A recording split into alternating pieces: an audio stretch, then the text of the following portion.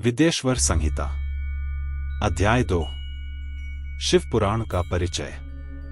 सूत जी कहते हैं, साधु महात्माओं, आपने बहुत अच्छी बात पूछी है।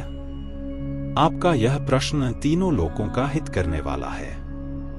मैं गुरुदेव व्यास का स्मरण करके आप लोगों के स्नेहवश इस विषय का वर्णन करूंगा। आप आदरपूर्वक सुने। सबसे उत्तम जो शिव पुराण है वह वेदांत का सार सर्वस्व है तथा वक्ता और श्रोता का समस्त पाप राशियों से उद्धार करने वाला है। इतना ही नहीं, वह परलोक में भी परमार्थ वस्तुओं को देने वाला है, कली की कल्मश राशि का विनाश करने वाला है। उसमें भगवान शिव के उत्तम यश का वर्णन है।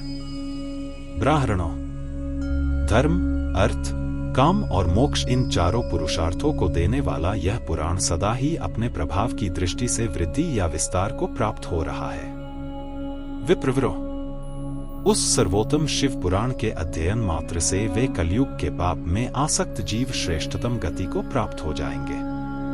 कलयुग के महान उत्पात भी तब तक जगत में निर्भय होकर विचरेंगे जब तक यहाँ शिव पुराण का उदय नहीं होगा।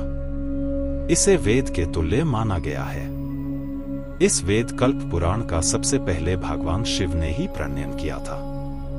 विद्येश्वर संहिता, रुद्र संहिता, विनायक संहिता, उमा संहिता, मातृ संहिता, एकादश रुद्र संहिता, कैलाश संहिता, शतरुद्र संहिता, कोटिरुद्र संहिता, सहस्त्र कोटिरुद्र संहिता, वायवीय संहिता तथा धर्म संहिता, इस प्रकार इस पुराण के 12 भेद या खंड है।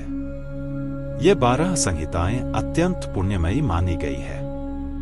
ब्राह्मणों, अब मैं उनके श्लोकों की संख्या बता रहा हूं। आप लोग वह सब आदरपूर्वक सुने। विद्येश्वर संहिता में 10,000 श्लोक हैं। रुद्र संहिता, विनायक संहिता, उमा संहिता और मातृ संहिता, इनमें से प्रत्येक में 8,000 श्लोक हैं।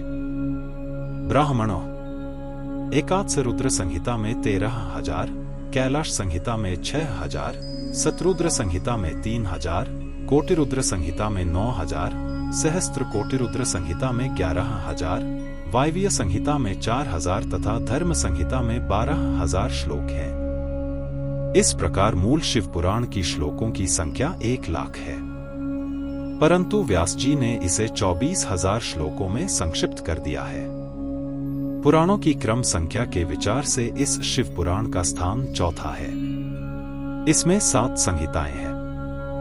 पूर्वकाल में भगवान शिव ने श्लोक संख्या की दृष्टि से 100 करोड़ श्लोकों का एक ही पुराण ग्रंथ ग्रथित किया था।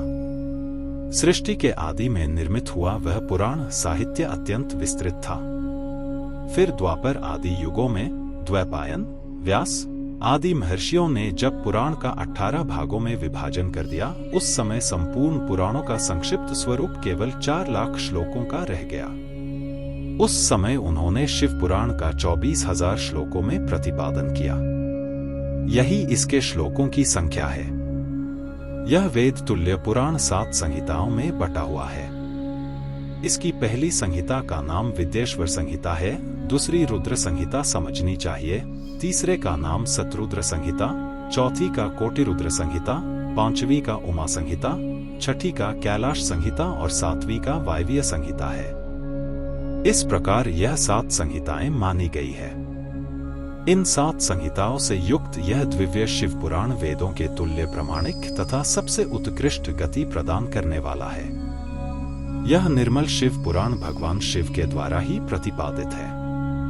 इसे शैव शिरोमणि भगवान व्यास ने संक्षेप में संकलित किया है। यह समस्त जीव समुदाय के लिए उपकारक, त्रिविधिक तापों का नाश करने वाला, तुलना रहित एवं सत्पुरुषों को कल्याण प्रदान करने वाला है। इसमें वेदांत विज्ञानमय, प्रधान तथा निष्कपट, निष्काम धर्म का प्रतिपादन किया गया है। यह पुराण ईर्ष्या रहित अंतःकरण वाले विद्वानों के जानने की वस्तु है। इसमें श्रेष्ठ मंत्र समूहों का संकलन है।